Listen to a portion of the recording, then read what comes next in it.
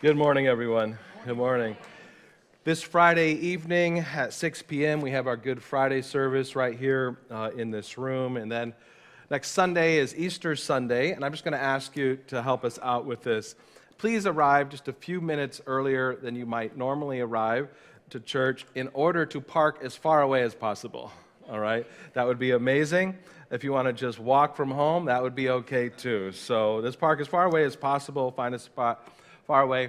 Another thing I just want to encourage you with around Easter is don't stress over Easter lunch. It's okay if it's later than you had planned, okay? So you don't have to stress about it.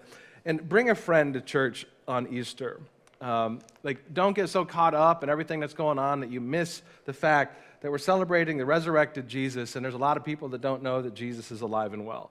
And so make sure that you give opportunity for friends or family to join you on Easter Sunday.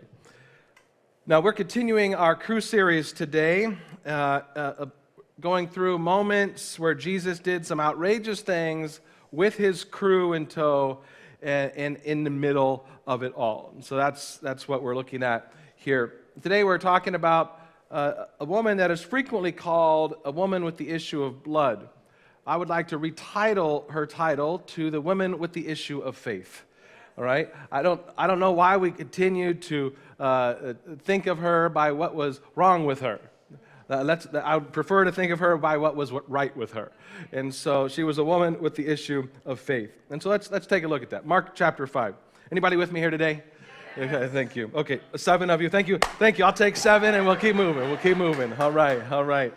It says Mark 5:24. So Jesus went with him. We'll come back to that later. A large crowd followed and pressed around him. A woman was there who had been subject to bleeding for 12 years. She had suffered a great deal under the care of many doctors and had spent all she had. Yet instead of getting better, she grew worse. When she heard about Jesus, she came up behind him in the crowd and touched his cloak because she thought, if I just touch his clothes, I will be healed.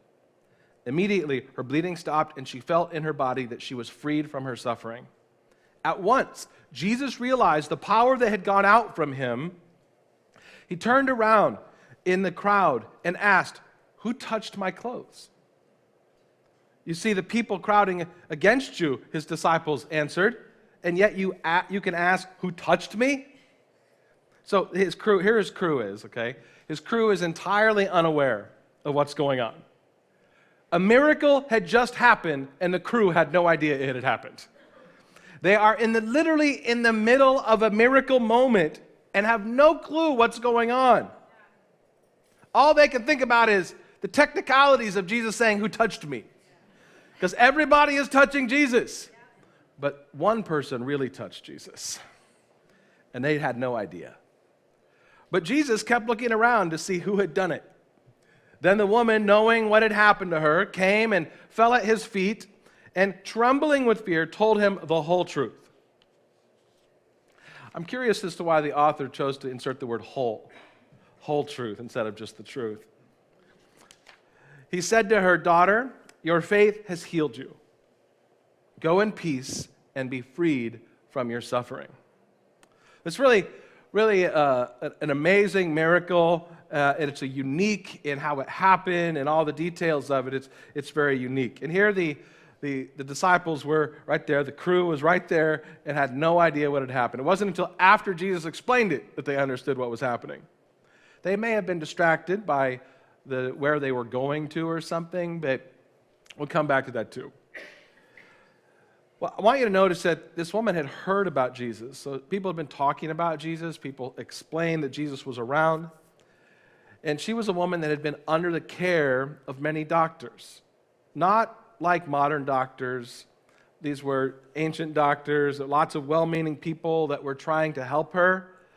They would give her what they thought was good advice. You know, people like that, they give you what they think is good advice. She was in real trouble, and nobody could help her. Today, there are still well-meaning people that still cause people to suffer. They give out advice and counsel with false worldviews. They attempt to solve problems without having any of the correct understanding, an incorrect worldview, and sometimes with ulterior or self-serving motives. They dole out TikTok and TED Talk level false notions of God. They walk with a powerless faith and are impotent to live abundantly. But then Jesus and his crew show up because they had been out on tour, casting out and kicking demon butts. They had been announcing and the inauguration of the kingdom of God, and somehow this was all about Jesus. So when this woman with faith hears about Jesus, that somebody had told her that something different was going on, that this man, Jesus of Nazareth, was the real deal. He was the real thing. She wanted to come and see for herself. And she came to Jesus. You see, the beginning of verse 27 says when she heard about Jesus, the second part says she came up behind him. It just seems like it was an immediate situation. Boom, she just goes right to. She had been pursuing healing in all the wrong places for a very long time. And finally, she was about to pursue healing in the right place with the right person. There is a recurring theme in the miracles of Jesus. And this recurring theme is this: that the people that were healed so frequently came to Jesus.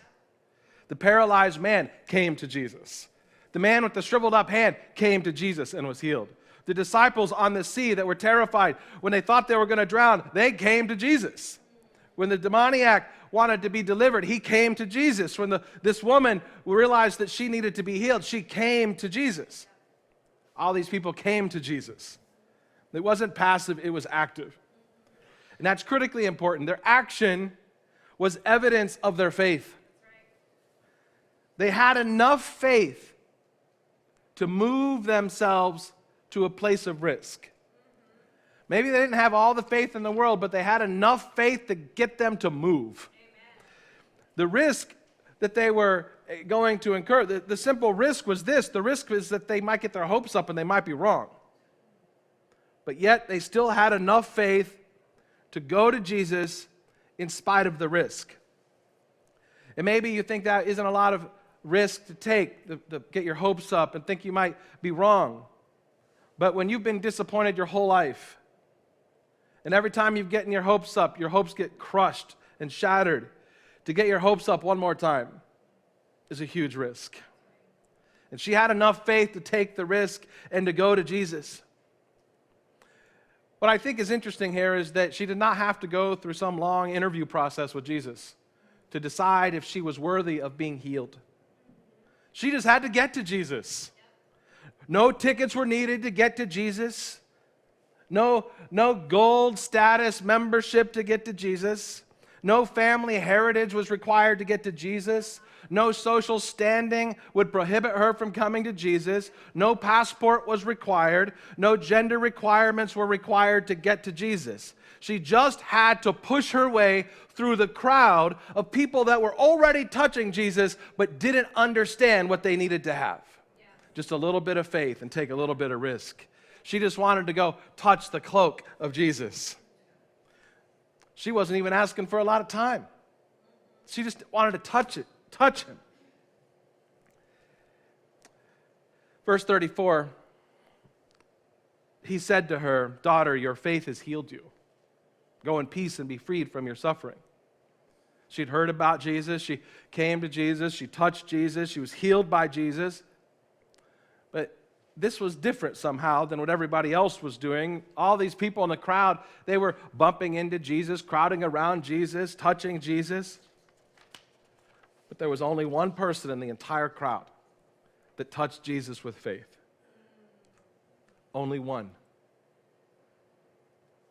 There were not 5 people around Jesus, not tens of people. There were hundreds and hundreds of people crowding around Jesus. And one woman came with great faith to cause Jesus to stop in his tracks. She came because she came to get to Jesus. She was a participant. Somebody say participant. She was a participant at the highest level. And there is a spiritual principle that we all must understand here. Are you a spectator or a participant. There is a difference between being a spectator to the things of God or a participant with the things of God. Today, some of you have been actively participating, and as a result, God is doing a good work in your life. But today, there are also some here that are spectators, and you will leave this place today with virtually no idea what was going on in there today. And that's the difference. God doesn't determine if you're a participant or a spectator. You determine if you are a participant or a spectator. Like in a lot of sporting events, you'll see one of the players when he feels like the crowd is not fully engaged, like they're not doing their part. You'll get that player that's on the side, like trying to hype up the crowd. You know, he's like waving his arms up and down, trying to get them involved with the game. They are inviting the crowd to do this. They're inviting the crowd to move from just being a spectator to being a participant. Right. They're trying to win the game. Yeah. They need some extra help. So, what will it be, my friends? Will you choose to participate or just be a spectator? Will you be part of the crowd bumping into Jesus with absolutely no impact on your life, or will you push through the spectators and touch Jesus and participate with what he's doing? See, she went and she touched the cloak of Jesus. It's not a formula, friends. This is not a technical aspect of where she touched Jesus. In America, we try to turn everything into like a formula. Like, okay, let's figure out where the spot on the robe was that she touched Jesus, because we just got to go around with the robe so everybody can touch that. We got to have a type of robe. We got to make it a certain way, and the way he was wearing the robe probably mattered, and the particular stance he was in at the moment she touched him. And we try to turn everything into a formula. The formula is she had faith. She was a participant. Many people today get caught up in seeking out the formulas for the miraculous. If I pray a certain prayer, or pray in a certain way, or a certain position, or pray it at a certain place, it wasn't any of that. It was who her faith was in.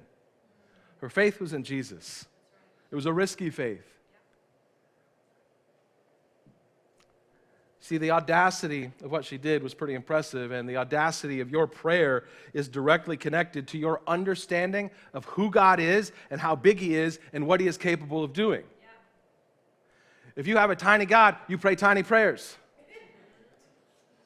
But if you got a God that can do anything, stop praying tiny prayers. Pray a big prayer, right? Get in the game. Participate. God's like, why are you bringing that 25-cent prayer to me? Pastor Kirk can take care of the 25-cent prayer.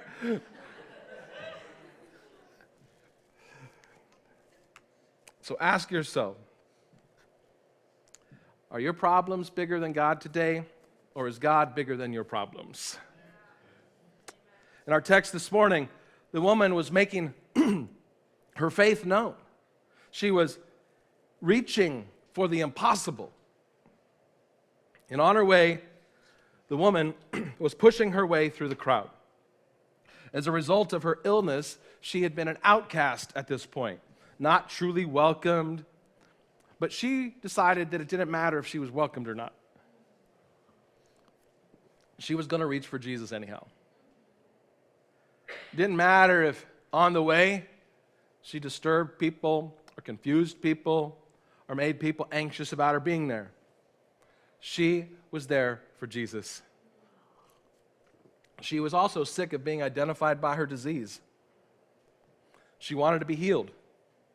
This is not who she truly was. She was no longer going to let this disease define her. That's why I don't like defining her as the woman with the issue of blood. She was a woman with an issue of great faith. She didn't want to be identified by what was wrong with her.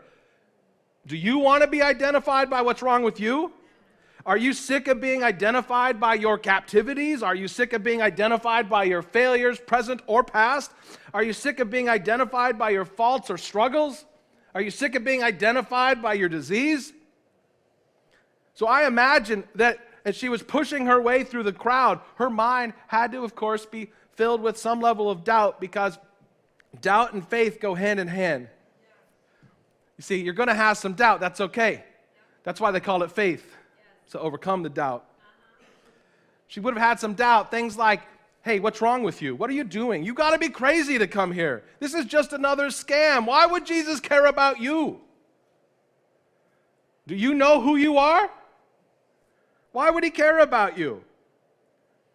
These are all thoughts that show up in everyday life for everyday people. And all of them are demonic in nature. None of them come from God. They all come from your enemy. I can also imagine that this gal, as she's going, is praying up a storm the best she knew how. Maybe she knew how to pray great. Maybe she didn't know how to pray at all. But I guarantee you, she was praying on her way to touch Jesus. And when she heard that Jesus was coming, her spirit would have leapt, and she would have begun to pray the best she knew how with the ferociousness of a hurricane. I've learned something in my life when it comes to reaching for impossible dreams and impossible things. When you begin to try and pray, and you try to bring God's kingdom from heaven to earth, the possibilities become so terrifying that it actually increases your prayer life. When you put yourself out there for impossible things, you pray different. You don't pray nickel prayers anymore. You're like, God, if this doesn't happen, I'm going to die kind of prayers. It's where we learn to agree with Jesus and the father of a son that is soon to be delivered. His boy is about to soon be delivered. He had a son that was demonically possessed. And there's this thing that happens in here that I want you to hear. Mark chapter 9, verse 23. What do you mean? Jesus says, what do you mean if I can? Somebody say, if I can. What do you mean if I can? Jesus asked. Anything is possible if a person believes. Jesus said that. Anything is possible if a person believes. So this father, Jesus is challenging. And we get this famous statement from Jesus. Anything is possible if a person believes. The woman with the issue of faith, she figured this out already. Anything is possible because she already believed. I'm going to ask the worship team to come up. This anything is possible declaration from Jesus comes at a signature moment when he is calling this man to a place of higher faith. Here it is, verse 20. So they brought the boy, but when the evil spirit saw Jesus, it threw the child into violent convulsion, and he fell to the ground, writhing and foaming at the mouth. How long has this been happening? Jesus asked the boy's father. He replied, since he was a little boy. The spirit often throws him into the fire or into the water, trying to kill him. Have mercy on us and help us if you can. Guy's talking to Jesus. If you can. What do you mean, if I can? Jesus asked. Anything is possible if a person believes. The father instantly cried out, I do believe, but help me overcome my unbelief. When Jesus saw the crowd of onlookers was growing, he rebuked the evil spirit. Listen, you spirit that makes this boy unable to hear and speak, he said, I command you to come out of this child and never enter him again. Then the spirit screamed and threw the boy into another violent convulsion and left him. The boy appeared dead. A murmur ran through the crowd of people as people said he's dead, but Jesus took him by the hand and helped him to his feet, and he stood up. Jesus delivered him. Many of you came in here today with situations that I can't imagine and I have no idea about. But Jesus knows. He knows what your situation is. What is your situation today? You have a child that's in trouble, a spouse that's struggling, a career that steals joy from you, an addiction that won't let go, a seemingly impossible situation. Yet as you sit here today asking, I wonder if God can do it. I wonder if. I imagine if. What if? If you're in that space between spectator and participant, if you're in that space where you're just not quite sure, the ifs are overwhelming and deafening, hear Jesus speaking this again today. What do you mean, if I can? Anything is possible if a person believes. At the beginning of the passage today, the very first passage, it said this. It said, Jesus went with him. Well, where was Jesus going? You see, the situation with the woman with the issue of faith today was squashed in between another miracle. A father had just come desperately to ask Jesus to come and help his daughter who was about to die. It was a high priority situation. All other miracles should have waited. Yet Jesus, who at the conclusion of this whole saga, at the conclusion of this passage, he does in fact miraculously make his daughter completely whole. And she ends up being okay.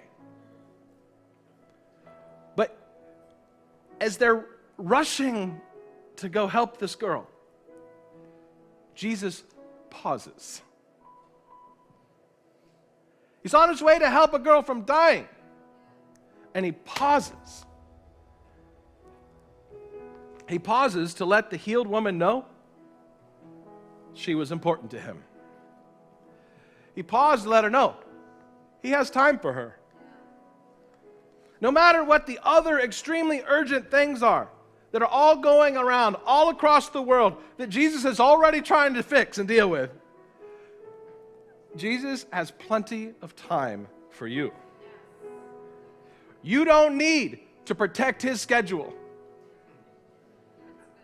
Jesus has time for you. So come to Jesus. Touch Jesus. And bring the impossible to Jesus and let Jesus do it. He has time. Would you stand with me as we close?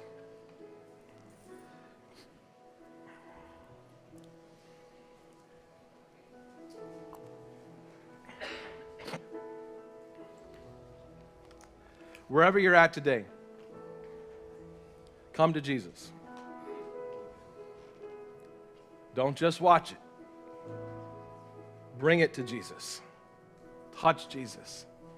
Bring those impossible things and hang on and let Jesus do it. The worship team will close. The altars are open. Let's spend some time praying and responding today.